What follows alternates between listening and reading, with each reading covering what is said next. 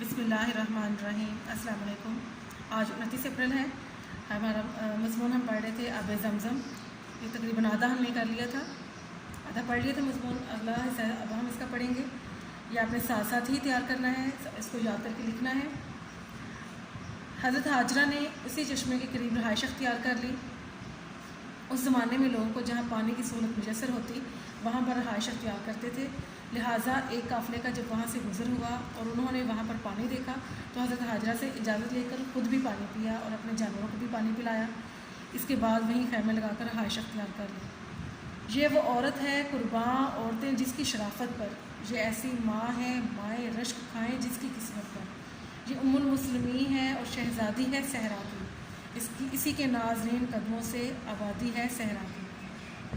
जिन काफ़िलों का भी इस तरफ से गुज़र होता पानी की सहूलत के बायस वो वहीं पर खैमे लगाकर और मट्टी पत्थरों के से मकान बनाकर रहाइश अख्तियार कर लेते। इस तरह कुछ ही अरसा में इस बियाबान जगह पर एक शहर आबाद हो गया जो मक्का मुकरमा के नाम से पूरी दुनिया में जाना और पहचाना जाता है। अल्लाह ताला को अपने प्यारे बंदे हज़रत इब्राहीम अलैहिस्सलाम और प्यारी बंदी हज़रत हाजरा अलैहिस्सलाम का ये अमल इस कदर पसंद आया कि ज़मज़म का फैज़ ता क़यामत जारी कर दिया। और हज़रत हाजरा का सफ़ा मरवा पहाड़ी पर दौड़ना इतना अच्छा लगा कि इसे अरकान हज में शामिल कर दिया। आज हजाज कराम जब तक सफ़ा मरवा पर 7 चक्कर ना लगा लें उनका हज मुकम्मल नहीं होता। यही वजह है कि जब मुसलमान हज करने जाते तो सफ़ा मरवा पहाड़ियों पर चक्कर लगाते हैं और खूब सैर होकर आब ज़मज़म भी पीते हैं। आब ज़मज़म दुनिया के हर मुसलमान तक किसी न किसी तरीके से पहुंचता है, चाहे वो खुद हज या उम्रा करने ना जा सके। आजकल आब ज़मज़म को निकालने के लिए ताकतवर मोटरें लगी हुई हैं जो चंद लम्हों में बहुत सा पानी निकाल लेती हैं, लेकिन मजाल है जो ज़रा सी कमी भी वाक़या हुई हो, पानी ख़त्म होना या चश्मे का खुश्क हो जाना तो दूर की बात है, पानी कम भी नहीं होता। चंद सालों से किए जाने वाले इंतज़ाम के तहत आब ज़मज़म को हासिल करने के लिए किसी किस्म की दुश्वारी महसूस नहीं होती। मस्जिदुल हराम के अंदर ठंडे पानी की ज़रूरत के मुताबिक आब ज़मज़म की फ़राहमी का इंतज़ाम बहुत ही मकबूल और मुनासिब है। इसके अलावा प्लास्टिक के कुल्लरों में आब ज़मज़म का ताज़ा पानी भी मौजूद है। आब ज़मज़म अहद इब्राहीमी में जारी हुआ और एक मुहतात अंदाजे के मुताबिक हमारे मौजूदा अहद 1435 हिजरी तक तकरीबन 4558 साल का अरसा गुज़र चुका है। यानी आब ज़मज़म आज से 4558 साल कबल वजूद में आया था। आब ज़मज़म का दौर बिलाशुबा सदियों पर मुहीत है। इस दौरान गर्दिश अय्याम और तग़य्युरात ज़माना की वजह से, गर्दिश अय्याम दिनों का हेर फेर और तग़य्युरात ज़माना ज़माने का बदलना, ज़मानों का आना जाना बदलना, इसकी वजह से आब ज़मज़म का चश्मा गहरा होकर खुश्क हो गया था। लोग भूल गए थे कि आब ज़मज़म कहाँ वाक़या था। हत्ता कि आप सल्लल्लाहु अलैहि वसल्लम के दादा हज़रत अब्दुल मुत्तलिब ने ख्वाब देखा और ख्वाब में आब ज़मज़म वाली जगह खोदने और पानी निकलने का मंजर देखा।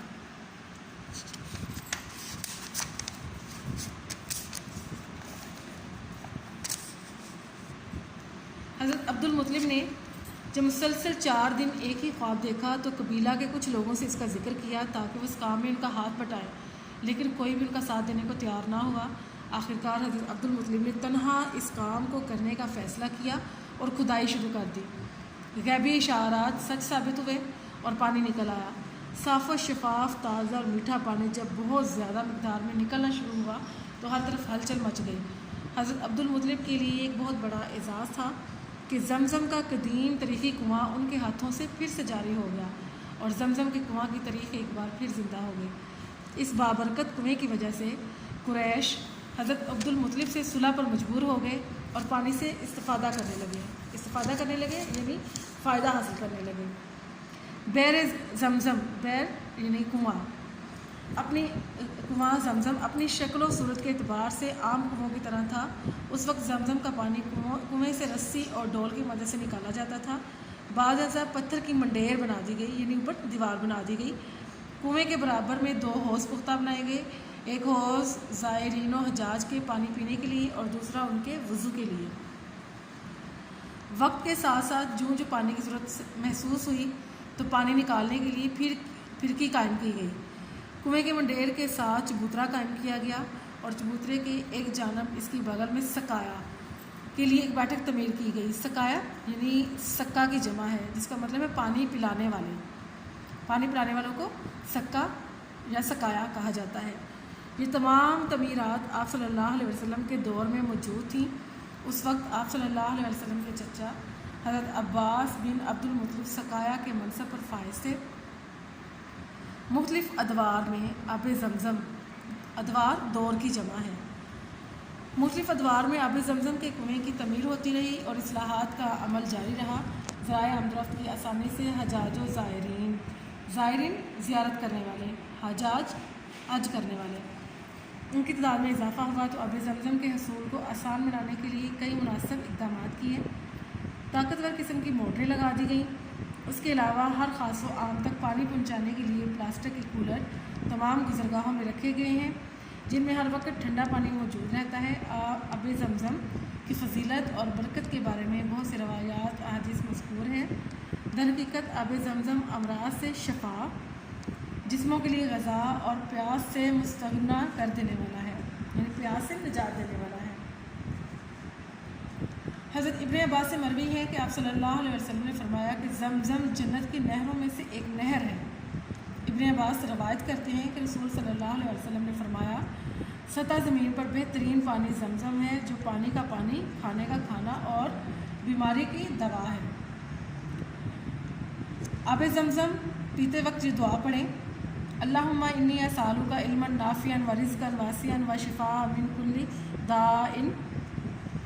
ترجمہ: اے اللہ، میں تجھ سے مانگتا ہوں نفع دینے والا علم، رزق کشادہ اور تمام بیماریوں سے شفا۔